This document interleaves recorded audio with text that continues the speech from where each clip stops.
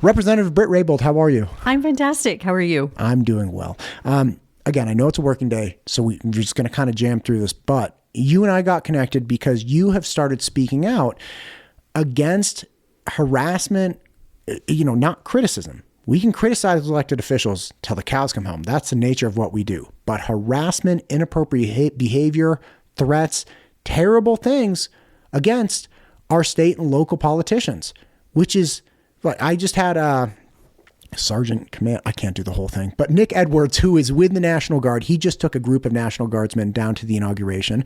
And, part of that is recognizing that this president had several serious assassination attempts on his life. And whether you like President Trump or you don't like President Trump, I think categorically we should agree that's a terrible place for our country to be, right? It's terrible to see that, we have devolved into okay, we actually have to take somebody's life. We can't argue with them. We can't disagree with them. We can't just tolerate them. We can't just make it through the next 4 years.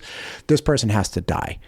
And within Idaho, in the last, at least half decade, but a bit more, because I've talked to a bunch of people, there has percolating is this behavior and this culture around harassing and really threatening violence against our elected officials. And you don't accept that and you think it's wrong. No question. I mean, at the end of the day, you have every right to challenge how I voted, why I voted, all of those things. Ask me the questions, make me give you an explanation for why I did what I did. But if your response or your belief is that you should have the right to act with violence because we have a disagreement, you're putting not only myself, but everyone else that's, in our world that has to deal with these public issues at risk. My family, they're not on the ballot. And yet they bear the consequences of what happens if somebody shows up and decides that they want to make this not just a ideological or political or philosophical disagreement, but a physical disagreement. And once we've reached the point in time where we lose our ability to actually have a conversation, a discussion with each other, an exchange of ideas, then I'm not sure how much we can say that we're managing to hold on to our republic, like Benjamin Franklin said. It's up to us. And if we lose that ability to have that communication and to have those kind of exchanges and the default is to violence, what's left? If you're listening to this podcast on Apple Podcasts, Spotify, or any other audio-only platform, please jump down and give it a quick follow and a review. The Ranch Podcast is the only podcast in the state of Idaho that has access to this many Idaho leaders, and your support is greatly appreciated.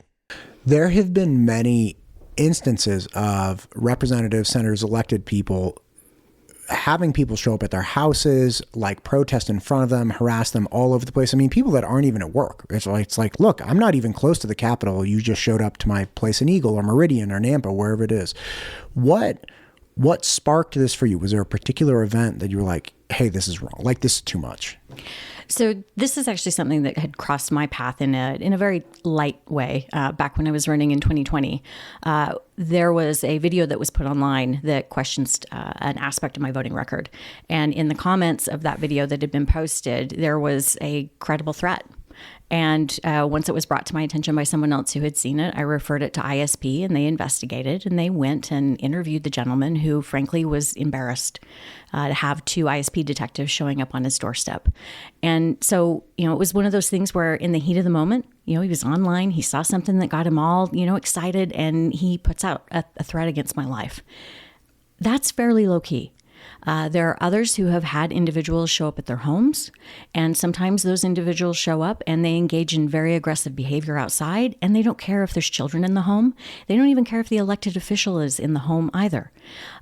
This is one of those things where I don't quite understand what it is that triggers people into thinking that simply being in elected office makes you a target from a violence standpoint.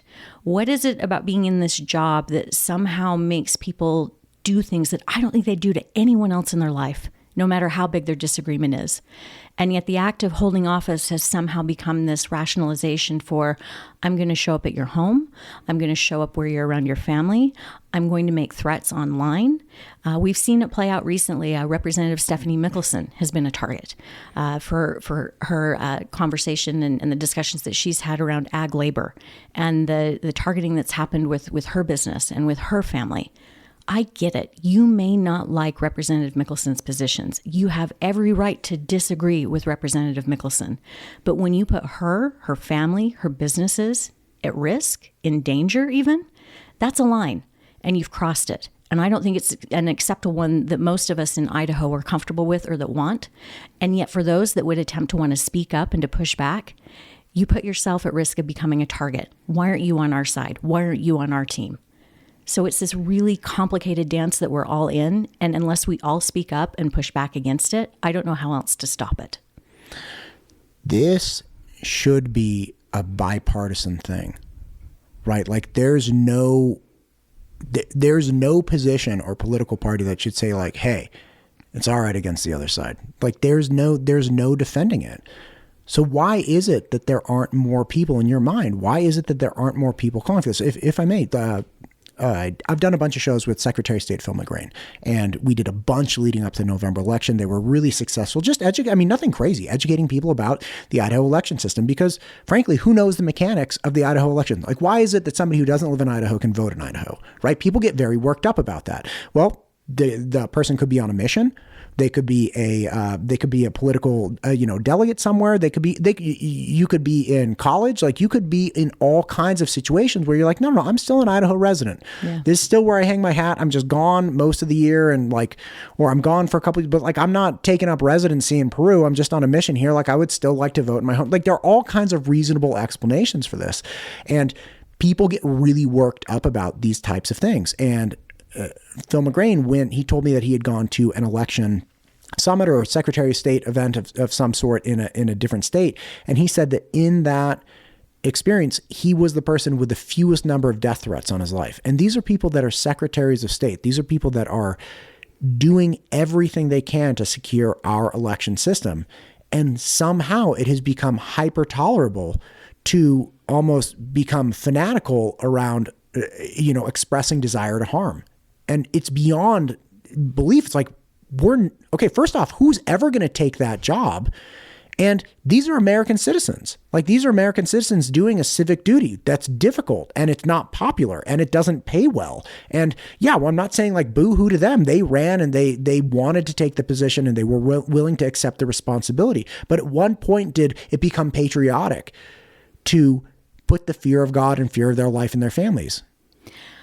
I think it hinges a little bit on the idea that we've reached a point where I think some folks feel like every election could be the last election, right? There's a tension.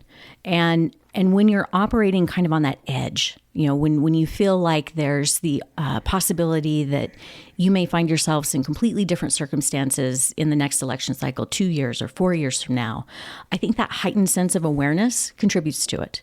But I also think it reinforces the need for us to have better civic education.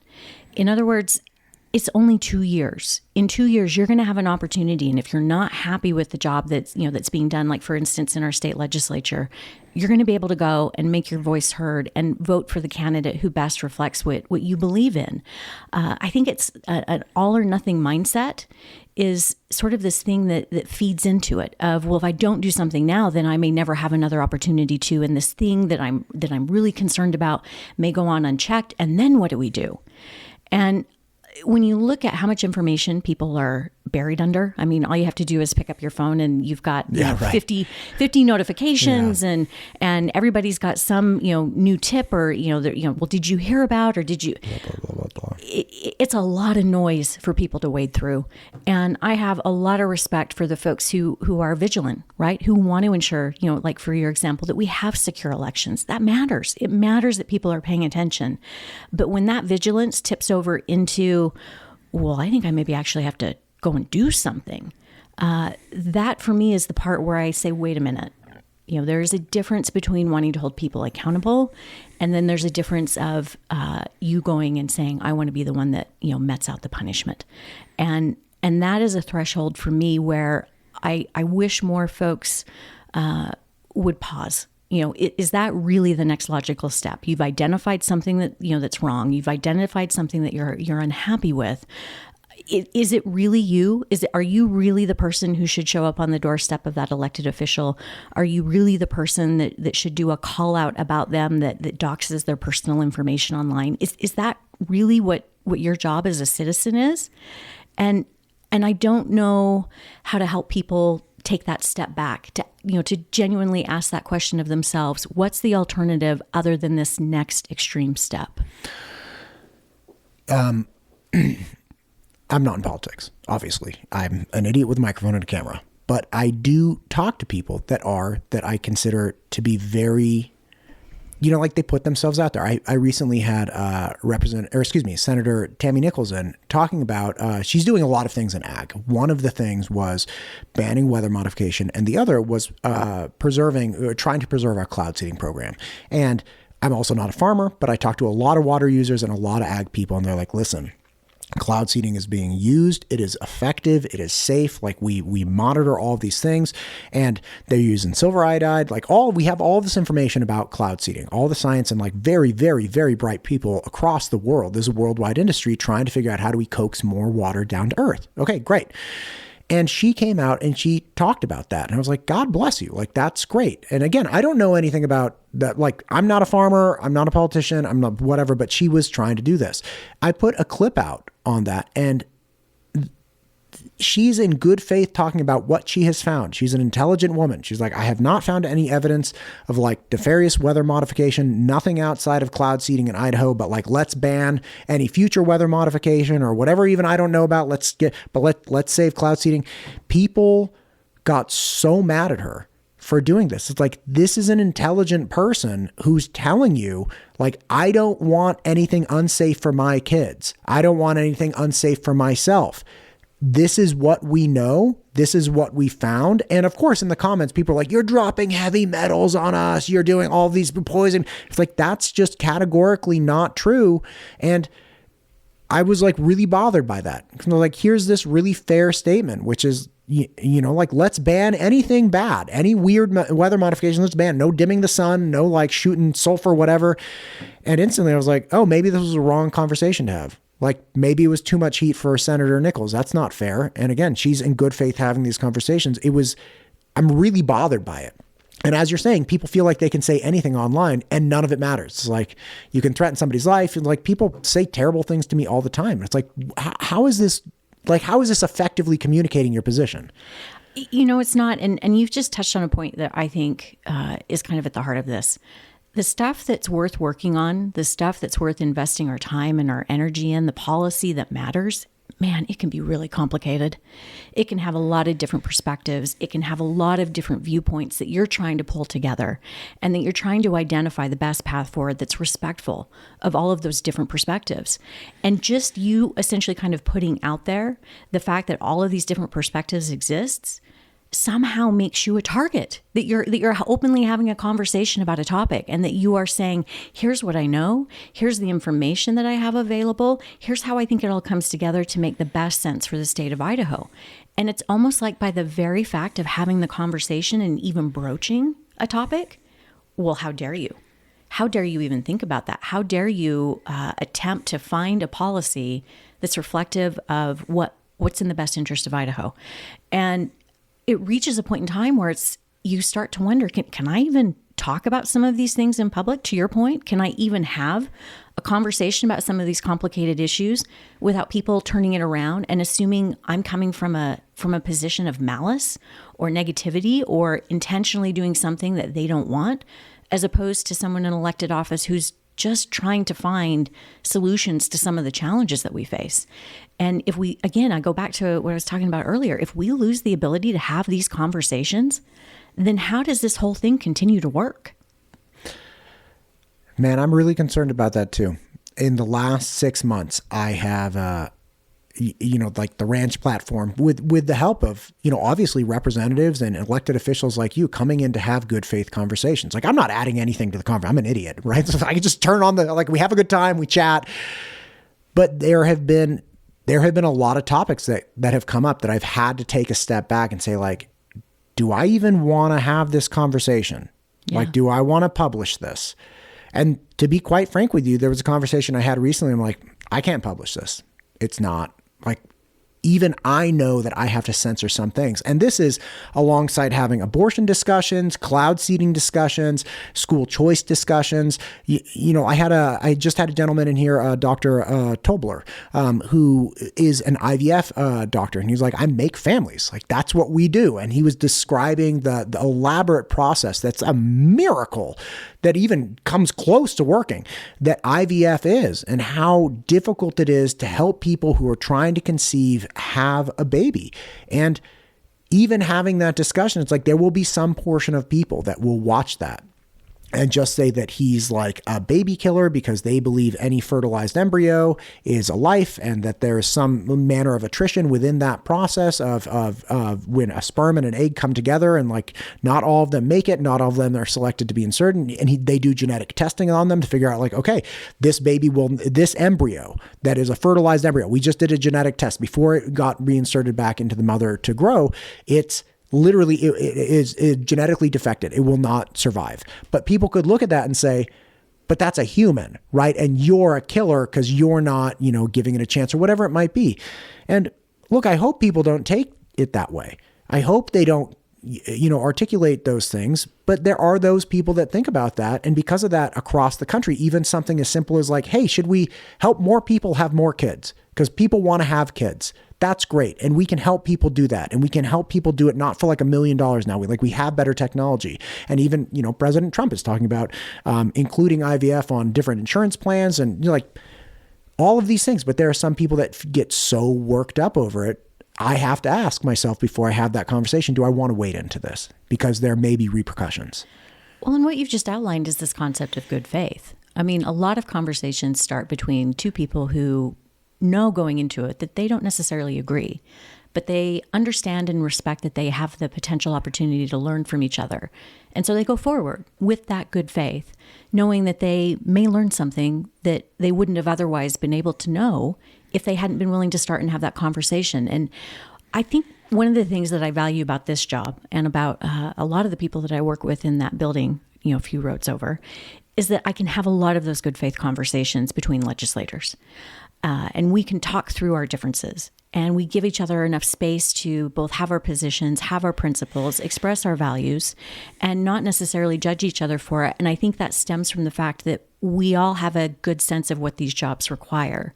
But once we're outside that building and we're trying to have conversations with folks who maybe don't share that same perspective, or who are coming at it with a different understanding of what the situation is, it's a lot harder to have sort of those common points of reference. I have a gentleman in my district who emails me when he sees a vote of mine he doesn't like. He's a good guy. He's always very polite. Hey, Brad. Yeah, he's always so polite, and he always is like, tell me what you're thinking. I want to understand, because on the surface, I don't get why you voted the way you voted. You have a guy that does this right now. Yes. God bless this gentleman. Yeah, no, he's fantastic. He has been so consistent in terms of every session. I can count on getting at least 1 or 2 emails from him. And this time he came back and he had questions about 3 different bills. And I know he's asking, again, I'll go back to that concept of good faith. He's asking in good faith. And so I lay it out for him. And I said, this is the reason why for this one, and this is the reason for this one, and this is the reason for this one. And he came back and it was great. Thank you so much. That helps me understand what you're doing. Here's some additional feedback about some of the things that you told me, but you go and you have a great day, right? I can have those exchanges all day long, right? That's an exchange that's beneficial to both of us, because that's like a human interaction. Yeah, that's beautiful. Yeah, he walks away knowing me better. I walk away having a better sense of what matters to him and what his priorities are. The rarity of that makes it so much more special. And so when I tell folks in my district, hey, if you've got questions, if you've got concerns, I want to hear them. I want to know, because I can't be responsive to you if I don't know. And a lot of times what I'll get is sort of an after the fact. And usually, so a woman in my district called, it was a couple of weeks ago, and she was upset. Oh man, she was mad, and she was mad enough she wasn't giving me her name. And it was, I'm going to give you an earful, and I'm very unhappy. And it would have been really easy to have responded in kind. It was the end of the day. It was the end of the week. It just, the very human response, it would have been easy. And instead I sat there and I said, okay, can I ask you some questions? And she kind of pauses. well, I guess so. And we just kind of proceeded to have a conversation from there. And by the time we got to the end of it, she didn't necessarily agree with me, but she did make it a point to say, man, you didn't have to take this time to talk. And again, it was just sort of this point of reference of, if we just give each other some room to listen to each other and to not talk past each other or to not yell at each other, I think it would be surprising how quickly we would find that ultimately there is more for us to talk about and to find some common ground on, even if we don't ultimately agree, than otherwise. But if all we're doing is yelling at each other, if all we're doing is saying that the next thing I'm going to do, if you don't do what I want you to do, is something that, relates to violence, that's my default, man, I just, how do you work through that if that's the fallback for folks? Because you've got to give each other some space. Again, violence in the political realm is not something that just appeared, no. Right? And that's terrible, but it goes back, millennium. But violence or crazy actions that stem from weird misinformation. The first one I remember really hearing about was that Pizzagate, when yes. somebody was convinced that there was a human, child trafficking ring under a pizza restaurant, and it was Hillary Clinton was behind it. Yep, up in D.C. Right, and he shows up armed, ready to liberate children. Yeah. And it's God bless you, man. Okay, I get it. You are willing to put yourself on the front line. If you really thought kids were there being abused, and wow, that's okay, you weren't calling the cops, you were ready to go. But at the same time, it's but hang on a sec. How do you know that information you're getting is accurate? And we have turbocharged all of that, where it's not just, somebody saying in an offhand, well, this person doesn't care about that, or painting a certain picture. Because, 100 years ago, yeah, you could tell your neighbor that somebody wasn't doing something right. But that information, it was very hard to spread that information. And now in a world of mass unlimited communication with no obligation to reality, no fact checking in the most effective media platforms that have ever existed, where you can weave in music, you can put in captions, you can weave together different, you can make up video, you can do all kinds of things. People now more than ever, I think, need to take a beat. And this one was great. This one was great. A week ago, I saw this. I'm this can't be, come on. And it was, somebody had posted on one of the Idaho political, Facebook groups where I post, my videos. And I don't spend a lot of time on Facebook. I just post things and leave.